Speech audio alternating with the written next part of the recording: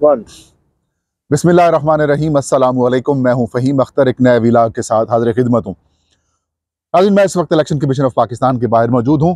आज election commission of Pakistan का अहम इजलास हुआ है। खैबर पख्तूनख्वा और बलूचिस्तान के अंदर जो अमन व अमान की बिगड़ती सूरत हाल है, इस इजलास के अंदर ये फैसला किया गया है कि 8 फरवरी को आम इंतखाबात होंगे, मुल्क भर के अंदर इंतखाबात होंगे और एक साथ इंतखाबात होंगे और मुलतवी करने का कोई फ़िलहाल ऑप्शन नहीं है।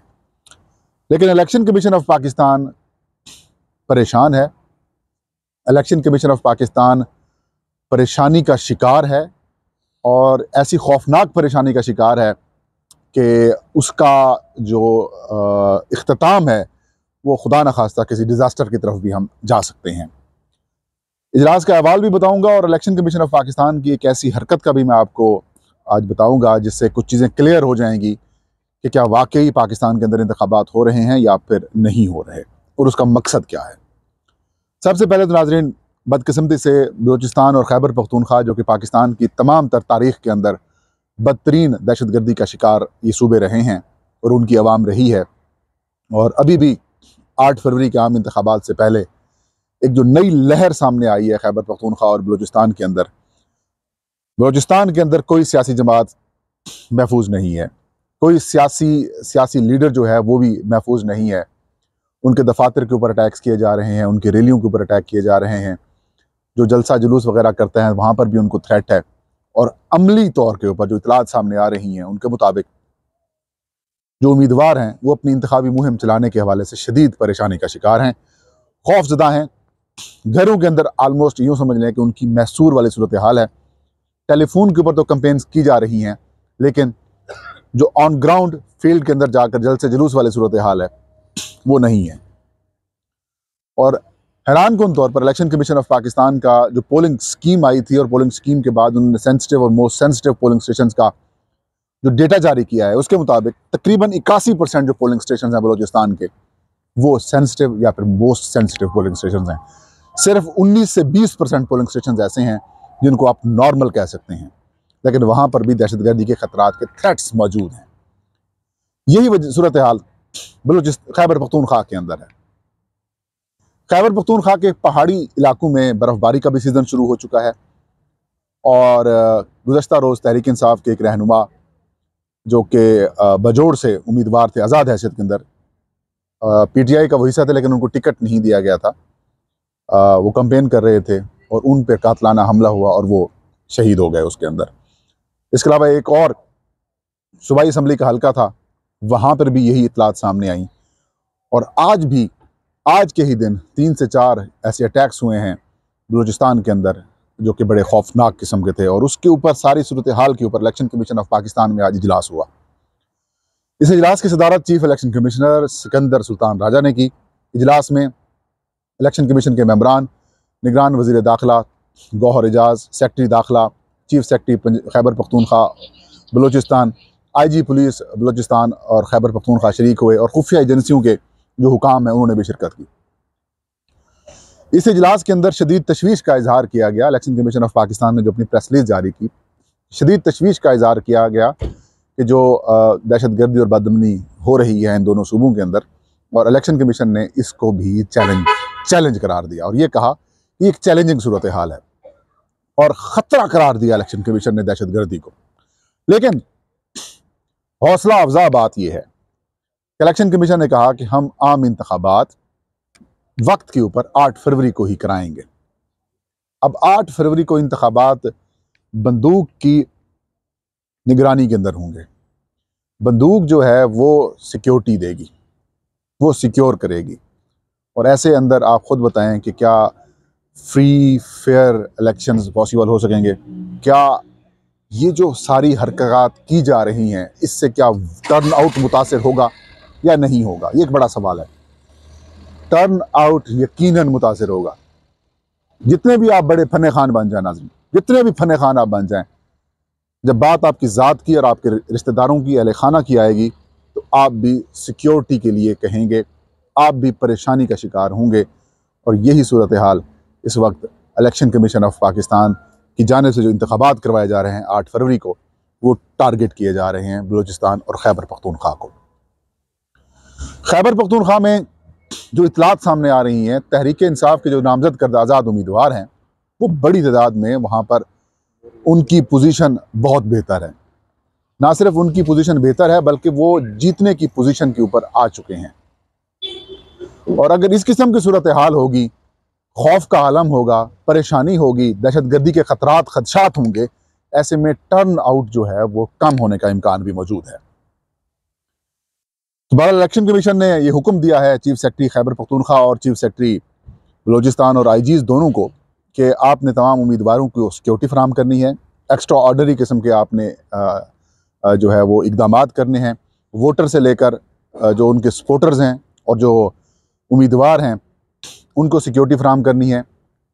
8 फरवरी वाले दिन को भी सिक्योरिटी फराहम करनी है। वोटर्स के लिए माहौल फराहम करना है, साजगार पुरअमन माहौल फराहम करना है। इसके अलावा इलेक्शन कमीशन के जो दफातर हैं, ROs DROs के दफातर हैं, उनकी भी सिक्योरिटी फराहम करनी है। ये एक चैलेंजिंग किस्म की सूरत हाल है, लेकिन ये सारा जो माहौल है नाजरीन, वो इलेक्शंस रोकने, रुकवाने और टर्न आउट कम करने के लिए किया जा रहा है। पहली अटैम्प्ट यही है कि काजी फायज साहब ने जो खुद कहा है कि 8 फरवरी पत्थर पर लकीर हैं, इलेक्शंस होंगे, उसको मिटाने की कोशिशें कराई जा रही हैं। हो सकता है कि आज जो इलेक्शन कमीशन ऑफ पाकिस्तान की जो ओपन किस्म की प्रेस रिलीज या फिर मीटिंग है, जिसके अंदर ये कहा गया है कि खतरात मौजूद हैं, खदशात मौजूद हैं, इश्यूज़ हैं, ये ख़तरा है, उसके बाद हो सकता है कुछ सियासी जमातें या फिर उम्मीदवार जो हैं वो सुप्रीम कोर्ट से रुजू कर लें और ये कहें कि ये इलेक्शन कमीशन कह रहा है, ये खतरात मौजूद हैं। तो ऐसी सूरत हाल के अंदर पुरअमन इंतखाबात कैसे हो सकते हैं? सुप्रीम कोर्ट को कहा जा रहा है या कहा जाएगा कि वो आज खुद इन इंतखाबात को आगे करे या डिले कर दे या फिर रोक दे। नहीं तो प्लान बी है, टर्न आउट कम कर दें। टर्न आउट करने के लिए वही है कि हालात ही ऐसे पैसे पैदा किए जा रहे हैं कि जिसके बाद जो वोटर्स हैं वो खुद बैठे रहें, बाहर ना निकलें और उसका फ़ायदा वो उठा लें। बहरहाल चीफ इलेक्शन कमिश्नर ने बाद में गैर रस्मी गुफ्तगू भी की और उसके अंदर भी उन्होंने ये वाज़े किया कि कोई अबहम नहीं होना चाहिए कि इंतखाबात होंगे। इसके अलावा एक और जो इलेक्शन कमीशन ऑफ पाकिस्तान की गलती है या यूँ कहें कोताही है या यूँ कहें कि जानबूझकर एक काम किया जा रहा है, वो बड़ा इंपॉर्टेंट और बड़ा मैसिव है। नाज़रीन, जितने भी जनरल इलेक्शंस होते रहे हैं माजी में, उससे पहले 2 महीने पहले इलेक्शन कमीशन ऑफ पाकिस्तान जो है वो वोटर्स के आगाही मुहिम चलाता है ताकि इंतखाबात में वोटर्स की शमूलियत हो सके, टर्नआउट में इजाफा किया जा सके और लोगों को एजुकेट किया जा सके। इसको वोटर्स अवेयरनेस कैंपेन कहा जाता है, आगाही मुहिम कहा जाता है। इसके ज़रिए जितने भी वोटर्स होते हैं उनको बताया जाता है कि ये आपका इंतखाबी जो बैलेट पेपर है, ये कौमी असम्बली का निशान ये है, सूबाई असम्बली का बैलेट पेपर ये है, आपका पोलिंग स्टेशन कहाँ है, इसकी मालूमात आप फला जगह से हासिल कर सकते हैं। एहतियाती तदाबीर आपने क्या इख्तियार करनी है, क्या क्या चीज़ें आप पोलिंग स्टेशन के ऊपर लेके जा सकते हैं, क्या नहीं लेके जा सकते, और वोट की जो अहमियत है और उसके ज़रिए जो हुकूमत बनाने का इख्तियार होता है अवाम को, उसकी अहमियत से जो है वो इलेक्शन कमीशन वोटर्स को मोटिवेट करता है, उनको कायल करता है ताकि वो वोट का हिस्सा बन सकें। लेकिन इस पर्टिकुलरली 2024 के इंतखाबात को अगर देखें तो इलेक्शन कमीशन ने ताहाल किसी किस्म की कोई कैंपेन नहीं की। ना इलेक्शन कमीशन ने वोटर्स एजुकेशन की कैंपेन की है, वो कि इसके लिए लगभग 50 से 56 करोड़ रुपए का जो बजट होता है वो भी इलेक्शन कमीशन के लिए मुख्तस होता है। लेकिन अभी तक ऐसी कोई कैंपेन नहीं शुरू की गई और सिर्फ 6 दिन बाकी हैं इंतखाबात होने में। और ये इतनी बड़ी कोताही है, इतनी बड़ी कमज़ोरी है इलेक्शन कमीशन ऑफ पाकिस्तान की। इसके बहुत सारे मकासद हैं। एक बड़ा मकसद वही जो मैंने पहली बात की कि टर्न आउट कम करना है। वो टर्न आउट अगर कम होता है तो इसका बेनिफिशरी कौन होगा? सिंपल है, हर अमल का एक मकसद होता है। मकसद किसी का फ़ायदा होता है, किसी का नुकसान होता है। टर्न आउट कम होता है तो उसका मकसद जो है वो सीधा सा बात यह है कि फ़ायदा मुस्लिम लीग नून, पीपल्स पार्टी, JUI, अवामी नेशनल पार्टी, MQM और बाकी जमातों को जाएगा। और अगर टर्न आउट ज़्यादा होता है तो ऑब्वियसली उसका फ़ायदा PTI को होगा, क्योंकि हर इंतखाबात के अंदर 10 से 15% एक प्लान किया जाता है धांधली का। 10 से 15% वोट्स जो हैं वो आगे पीछे किए जा सकते हैं या करते हैं। तो उस मार्जिन को निकालें तो फिर जो एक्स्ट्रा टर्नआउट होता है उससे फिर उनको बेनिफिट मिल जाता है। मिसाल के तौर पर जुलाई 2023 के अंदर 22 के अंदर इलेक्शंस हुए थे पंजाब की 20 सीटों के ऊपर, और उसमें से पीटीआई ने 15 से 16 सीटें जीत ली थी।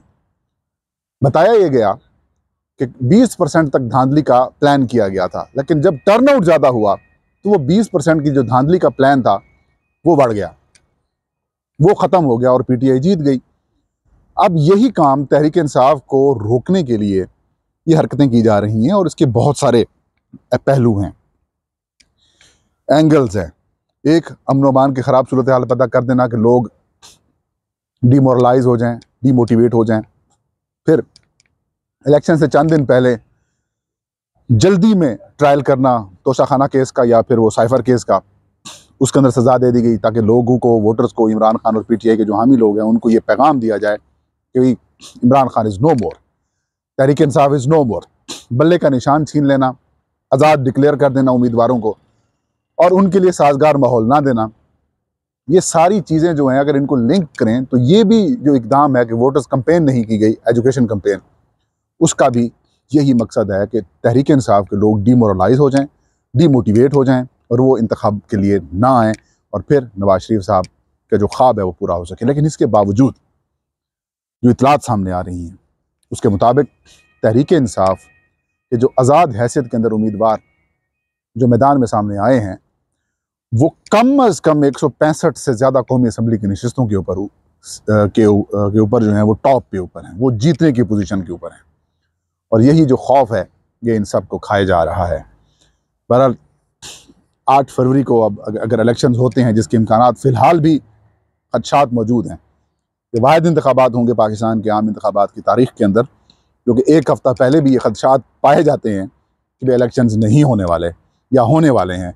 अभी इसके ऊपर सवालिया निशान जो है वो मौजूद है, और उसकी वजह सिर्फ ये है कि कहीं ऐसा ना हो कि तहरीक इंसाफ आ जाए, कहीं ऐसा ना हो कि मियाँ साहब हार जाएं, और कहीं ऐसा ना हो कि जो लंदन प्लान है वो फ्लॉप ना हो जाए। इलेक्शन कमीशन ऑफ पाकिस्तान की तरफ से तो यही कहा जा रहा है कि सब कुछ ठीक है, लेकिन ये तमाम जो मैंने चीज़ें गिनवाई हैं, बताई हैं आपको, ये उस तरफ लेके जा रही हैं कि किस तरीके से पीटीआई के आज़ाद हैसियत के अंदर जो उम्मीदवार सामने हैं उनका रास्ता रोका जाए और मियाँ साहब को वज़ीर आज़म बनवाया जाए। ये था आज का व्लॉग। फ़हीम अख्तर को इजाज़त दीजिए। अल्लाह हम सब का हामी नासिर हो।